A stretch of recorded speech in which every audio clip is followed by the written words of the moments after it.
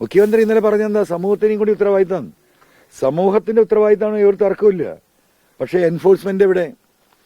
ആളുകൾക്ക് ഇവരെ ചൂണ്ടിക്കാണിക്കാനേ സാധിക്കൂ. ഇവിടെ അത്തരത്തിലുള്ള ഒരു വിഷയത്തിൽ ഈ പറയുന്നത് കൈകാര്യം ചെയ്യുന്ന ആളുകളെ ജനങ്ങളൊന്ന് കയ്യേറ്റം ചെയ്താൽ അപ്പൊ എന്തായി? അവിടെ സദാചാര പോലീസായി. സദാചാര പോലീസിങ്ങിന്റെ പേരിൽ നാടിലെ പൊതുവായ വിഷയങ്ങളിൽ ചില ഘട്ടങ്ങളിൽ ഇടപെടേണ്ടി വന്ന എത്ര ആളാ ജയിലിൽ കിടക്കുന്നത്? എത്ര ആൾ ജയിലിൽ കിടക്കുന്നു? അപ്പൊ സമൂഹം ഇതിൽ ഇടപെടണം എന്ന് പറഞ്ഞാൽ എന്തർത്ഥത്തിലാണ് സമൂഹം ഇടപെടേണ്ടത് എന്ന് മുഖ്യമന്ത്രി വ്യക്തമാക്കണം. ജനങ്ങൾക്ക് ഇതിൽ എന്ത് അവകാശമുണ്ട്? ജനങ്ങൾ ഏത് നിലക്ക് ഇടപെടണം? ഇതിനെ തടയാൻ ജനങ്ങൾക്ക് എന്താണ് മാർഗം? ജനങ്ങൾക്ക് എൻഫോഴ്സ്മെന്റ് ഉപയോഗിക്കാൻ പറ്റുമോ? പോലീസിന്റെ നിലപാട് എന്താണ്? ഗവൺമെന്റിന്റെ നിലപാട് എന്താണ്? ഇതൊന്നും പറയാതെ ഞങ്ങളുടെ മാത്രം ഉത്തരവാദിത്തമല്ല. ഒരു ഗവൺമെന്റിന് അതിന് ഉത്തരവാദിത്തമില്ലെങ്കിൽ പിന്നെ ആ ഗവൺമെന്റ് എന്തിനാ അദ്ദേഹം ആഭ്യന്തര വകുപ്പ് കൈകാര്യം ചെയ്യുന്നത്? ആഭ്യന്തര വകുപ്പ് കൈകാര്യം ചെയ്യാൻ സമയമില്ലാത്ത, അതിൽ താല്പര്യമില്ലാത്ത ഒരു ആഭ്യന്തര വകുപ്പ് മന്ത്രി എന്തിന് അദ്ദേഹം അത് മാറട്ടെ? ഇത് കൈകാര്യം ചെയ്യാൻ കഴിയുന്നവരുണ്ടെങ്കിൽ അവരെ ഏൽപ്പിക്കട്ടെ. അതല്ല, കേരളത്തിലെ മുച്ചൂടും ഇങ്ങനെ ഈ ലഹരിക്ക് അടിമപ്പെടുത്താനുള്ള പരിശ്രമം, അതിലൊരു രാഷ്ട്രീയമുണ്ട്. കാരണം ഞാൻ പച്ചയായി ഇപ്പൊ പറയുന്നില്ല. ഇപ്പം ഈ ഒരു വിഷയത്തിൽ ഇവിടുത്തെ ഒരു രാഷ്ട്രീയ പാർട്ടിയുടെ ഒരു ഇടപെടലുണ്ട്.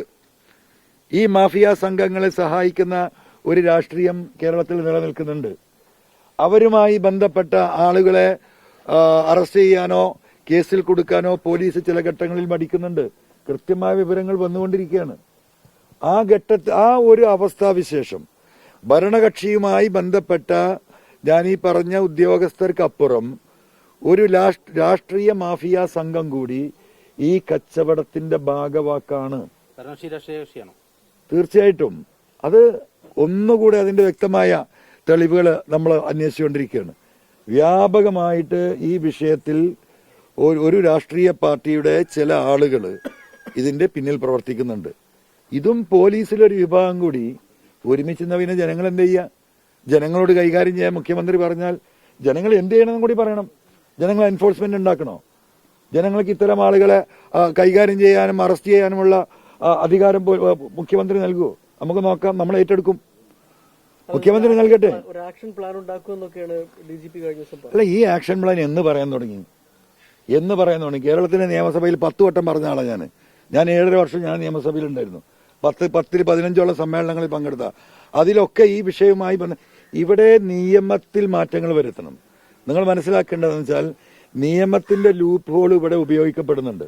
ഞാൻ കേരളത്തിന്റെ നിയമസഭയിൽ ഒരു പ്രാവശ്യം പറഞ്ഞതാണ്, പോക്സോ നിയമത്തിന്റെ പരിധിയിൽ ഇത് ഈ പറയുന്ന മയക്കുമരുന്ന് 18 വയസ്സിന് താഴെയുള്ള കുട്ടികൾക്ക് സപ്ലൈ ചെയ്യുമ്പോൾ പോക്സോ നിയമത്തിൽ എങ്ങനെ അത് കൊണ്ടുവരാൻ പറ്റും? അമെന്റ്മെന്റ് ഇല്ലാതെ കൊണ്ടുവരാൻ കഴിയോ എന്ന് സർക്കാർ ആലോചിക്കണമെന്ന് പറഞ്ഞ. പോക്സോ നിയമം എന്ന് പറയുന്നത് കുട്ടികളുമായി ബന്ധപ്പെട്ട 18 വയസ്സ് തികയാത്ത, പൂർത്തിയാകാത്ത കുട്ടികളുമായി ബന്ധപ്പെട്ട അവർക്കുണ്ടാകുന്ന ശാരീരിക മാനസിക പീഡനങ്ങളിൽ ആരിടപെട്ടാലും ഈ പോക്സോ നിയമത്തിന്റെ പരിധിയിൽ വരുന്നുണ്ട്. സ്വാഭാവികമായിട്ടും സ്കൂളിൽ പിള്ളേർക്കും ഈ പറയുന്ന കോളേജ് പിള്ളേർക്കും ഇത് കൈകാര്യം ചെയ്യുകയും വിൽക്കുകയും ഇത് ഉപയോഗിക്കാൻ അവരെ പഠിപ്പിക്കുകയും പ്രേരിപ്പിക്കുകയും ചെയ്യുന്നത് സ്വാഭാവികമായിട്ടും പോക്സോ കൂടി ഇതിൽ ഉൾപ്പെടുത്താം.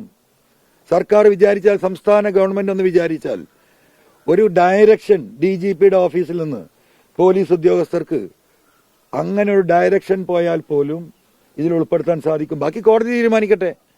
അങ്ങനെ ഉൾപ്പെടുത്തപ്പെടുകയാണെങ്കിൽ ഈ പറയുന്ന ഒട്ടനവധി ആളുകൾ 2ാമത്തെ ദിവസം ജാമ്യം കിട്ടി ഇറങ്ങുന്നിടത്ത് ഈ പറയുന്ന അവസ്ഥക്ക് വലിയ മാറ്റം ഉണ്ടാകുമെന്ന്.